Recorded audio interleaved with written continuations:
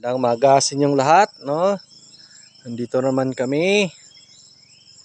So, sa araw na to, kami ay magpapakain, no? Kahapon, hindi po kami nakapakain. So, sa araw na to, magpapakain po kami, no? At saka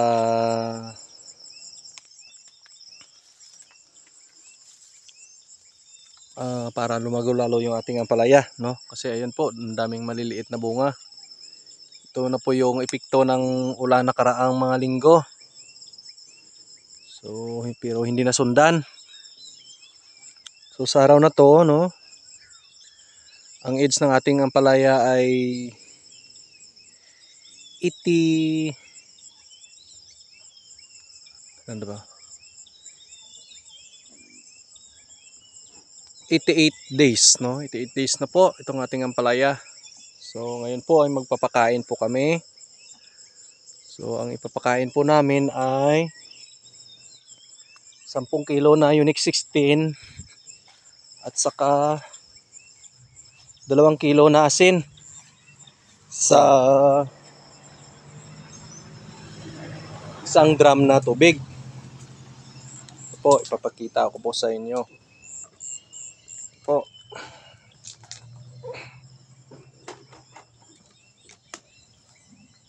Ito po. Yung isa't kalahati yung drum, no? Parang sobra yata. Isa't kalahating drum. Isa't kalahati ang kilo ng container.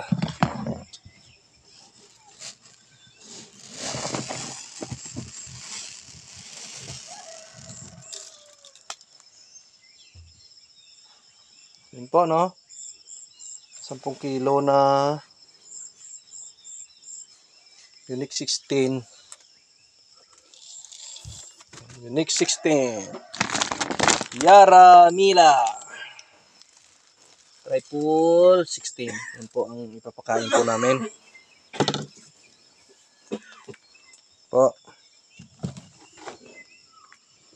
Saka 2 kilo na asin. Po, 2 kilo na asin, no? Sa 1 drum na tubig. Yun po ang ipapakain namin sa araw na to.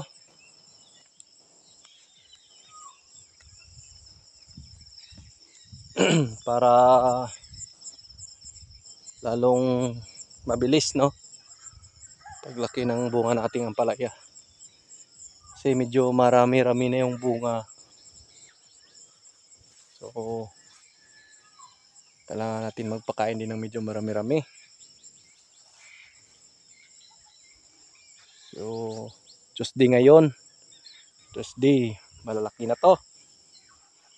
Marami-rami na to. Po, no? Ito mga Saturday. Kuha na to. So, yun po, no? Ang aming ipapakain sa umagang ito.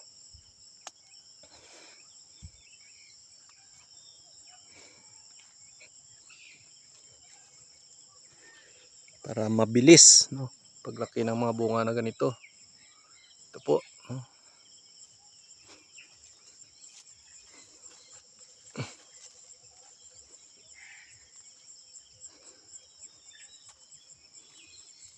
So, mga ito po, no? Para mabilis lumaki. Ito po yung mga mararami na, no? So, mga makita po natin na magalaw. So, praise God.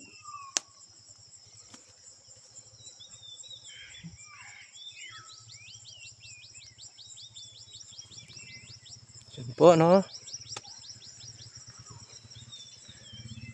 Sundan nyo po, abangan nyo po ang sunod naming ginagawa, no? Sana po, no, makatulong talaga sa inyo to, no? Sa mga baguhan pa lang sa pagtanim ng ampalaya. Pwede nyo po apply. So, yun po, no? Sa umagang ito.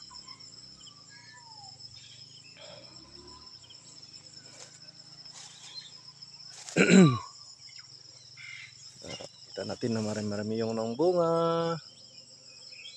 Yun po, no? God bless sa lahat sa umagang ito. God bless. God bless.